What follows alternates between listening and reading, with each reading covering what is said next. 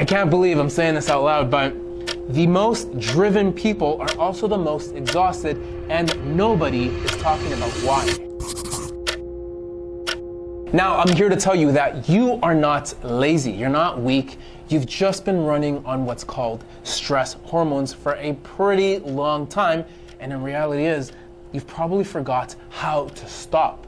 So every time somebody says, hey man, you just have to relax, every time you get that as a health tip, it's made it worse. Because nobody has told you that the real problem, it's not you.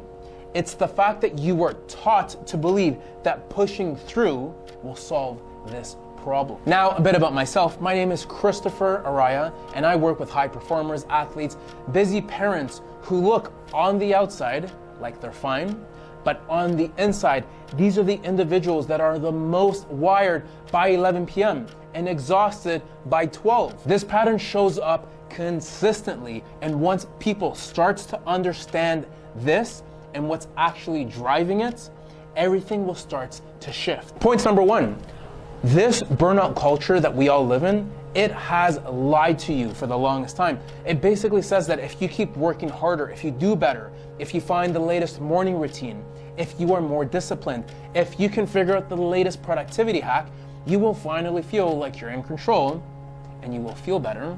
But the reality is you do not feel better, because the problem was never the lack of effort.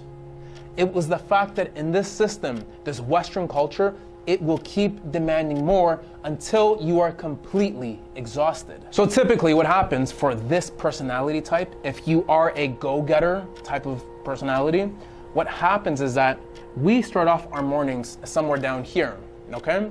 We call this sluggish energy. First thing in the morning, we don't really have this sense of energy. So what ends up happening is that by the afternoon, we have a peak in energy, but not too long after, we will have a complete crash in how we feel, and we typically continue our days like this.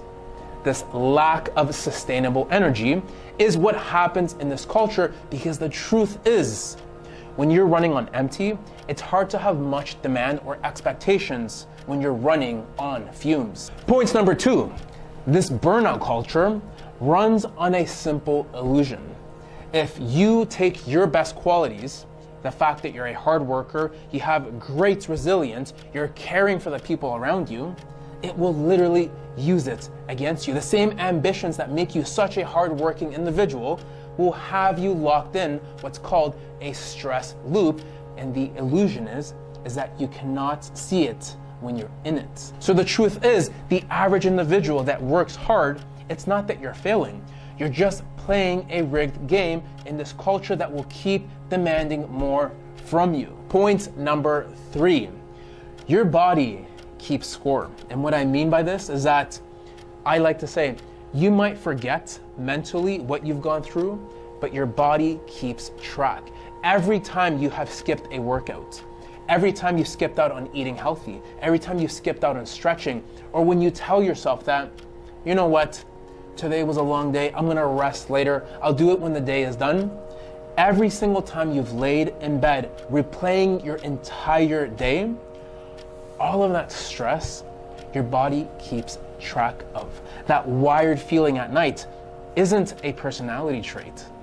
It's cortisol, it's a stress hormone, and your body is reflecting everything that you go through in the last few days, weeks, and years in terms of how you're currently feeling. So this is what I've done for you. I created what is called a stress survey. If you answer 5 basic questions, I will send you a customized video as to what you can do tonight to put an end, to draw a line in the sand so that we can break out of this vicious loop that we don't even see that we're stuck in. So if you're interested, what I want you to do is to comment the word stress, and I will send you a free quiz that identifies your exact stress type and what your body actually needs to recover. So once again, it takes 2 minutes, no fluff, just clarity on what you have to do next.